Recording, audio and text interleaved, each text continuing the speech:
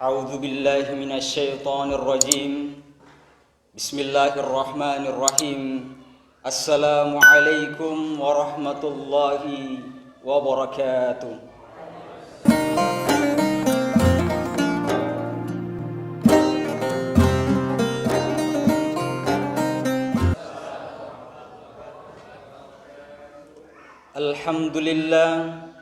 Alhamdulillahi rabbil alamin.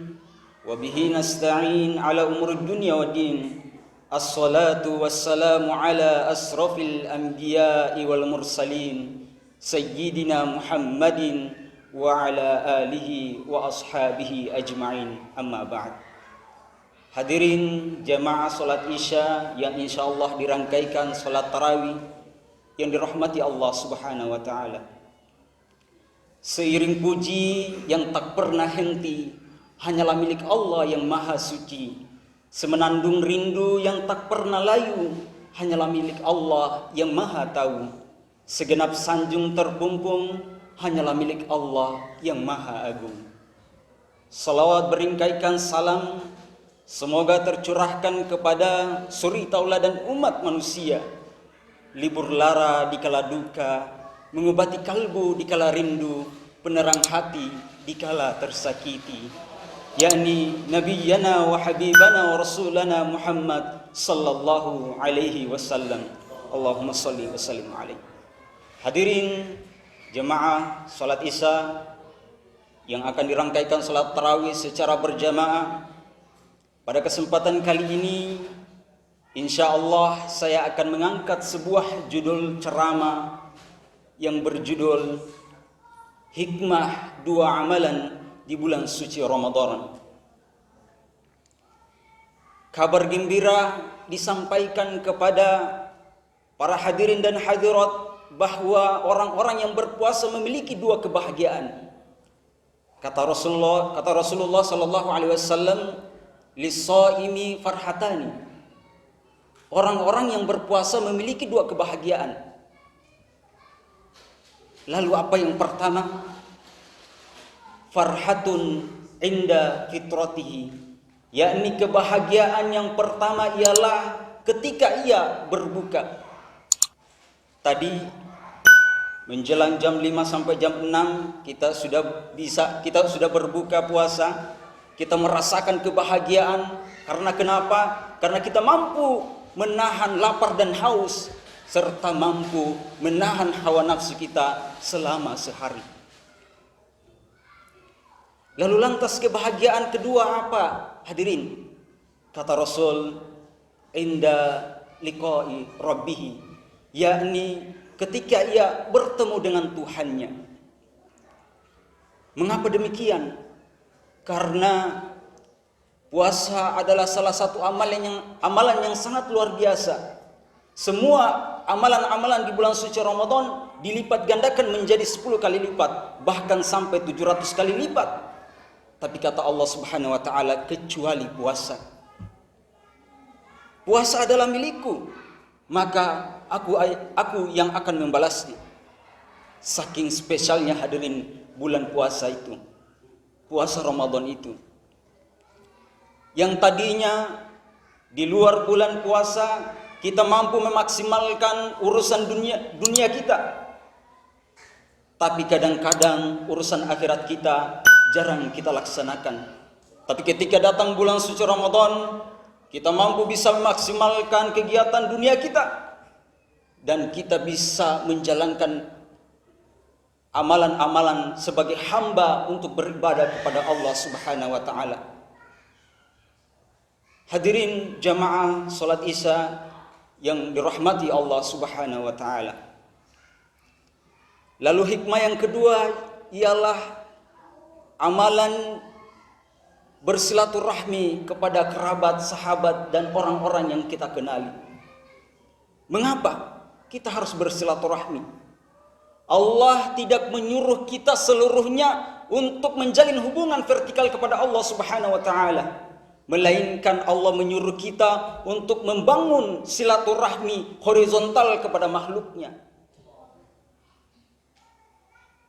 Karena itu kita mesti saling bersilaturahmi. saling membangun keharmonisan antara kita, saling membangun persahabatan antara kita untuk menciptakan Indonesia yang harmonis dan berdaulat. Hadirin jamaah salat Isya yang dirahmati Allah Subhanahu wa taala. Ada salah satu kisah nyata mengenai silaturahmi ini. Ini kisah nyata terjadi di negeri Arab. Ada seorang saudagar kaya, tapi ia memiliki penyakit. Semua dokter dan rumah sakit ia telah kunjungi, ia telah periksa, namun tidak satu pun di negeri Arab itu yang bisa menyembuhkan saudagar kaya ini. Lantas kemudian beberapa hari kemudian ada seorang yang memberitahu kepadanya bahwa di negeri Cina ada seorang dokter terkemuka. Lantas tak pikir panjang, seorang saudagar kaya yang memiliki harta, uang dan banyak, ia pun pergi ke negeri Cina menemui si dokter terkemuka ini. Setelah ia diperiksa, ternyata ia divonis memiliki penyakit kanker hati. Dan kalau tidak dioperasi dalam 2 hari ke depan, ia akan meninggal dunia. Seorang saudagar kaya ini menerima saran dari dokter ini. Namun perhatikan hadirin, namun saudagar kaya ini meminta kepada si dokter untuk diberikan waktu agar pulang ke negerinya, meminta maaf kepada saudara-saudara, bahkan orang-orang yang pernah ia kenali. Sesampainya di negeri Arab, satu persatu ia masuki rumahnya, lalu meminta permohonan maaf sekaligus bersilaturahmi. Setiap orang ia mengucapkan, "Wahai saudaraku, saya ini divonis oleh dokter terkena kanker penyakit hati. 2 hari ke depan saya akan operasi. Maka jika saya memiliki salah, baik yang disengaja maupun yang tidak disengaja, maka saya bermohon maaf kepada engkau." Lantas orang-orang yang mendengar perkataan si saudagar kaya ini sedih melihat penderitaan tersebut.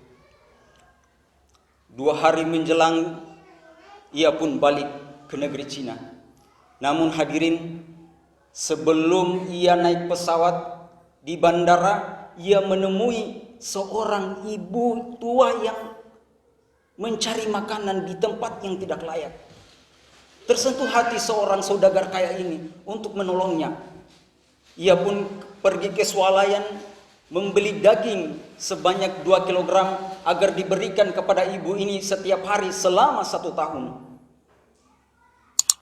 Lantas ibu tua ini sangat bersyukur, sangat senang dan mendoakan kepada saudagar kaya ini. Ia mendoakan, "Ya Allah, semoga pemuda ini Engkau berikan rezekinya, Engkau berikan rezeki yang banyak, Engkau mudahkan urusannya, Engkau angkat penyakitnya." Dan langsung si saudagar kaya ini pergi ke negeri Cina. Sebelum dia dioperasi, terlebih dahulu ia diperiksa oleh si dokter. Namun apa reaksi dokter? Ia terkejut-kejut, terheran-heran. Mengapa? Karena ketika dia diperiksa, ternyata penyakit yang divonis kanker hati itu sembuh total. Diangkat penyakitnya oleh Allah Subhanahu wa taala. Betapa agungnya Allah Subhanahu wa taala, betapa besarnya rahmat Allah Subhanahu wa taala kepada hamba-hambanya yang selalu mengerjakan amalan-amalan soleh. Hadirin jamaah salat Isya yang insyaallah dirangkaikan salat tarawih secara berjamaah, ada 2 kaki yang dicintai Allah Subhanahu wa taala. Apa itu hadirin? Kaki yang pertama yakni kaki yang melangkahkan kakinya ke masjid untuk menunaikan sholat fardu. Lalu yang kedua apa? Kaki yang melangkahkan untuk saling bersilaturahmi kepada kerabat, sahabat, dan orang-orang yang ia kenali. Hadirin jemaah sholat tarawih yang dirahmati Allah Subhanahu wa taala. Mungkin itu apa yang saya sampaikan, kurang dan lebihnya mohon dimaafkan. Bila ada salah itu datangnya dari pribadi saya sendiri, bila ada benar itu datangnya dari Allah Subhanahu wa taala. Kullu bani adama khata'un wa khairul khata'ina at-tawwabun. Akhirul kalam. Wassalamualaikum warahmatullahi wabarakatuh.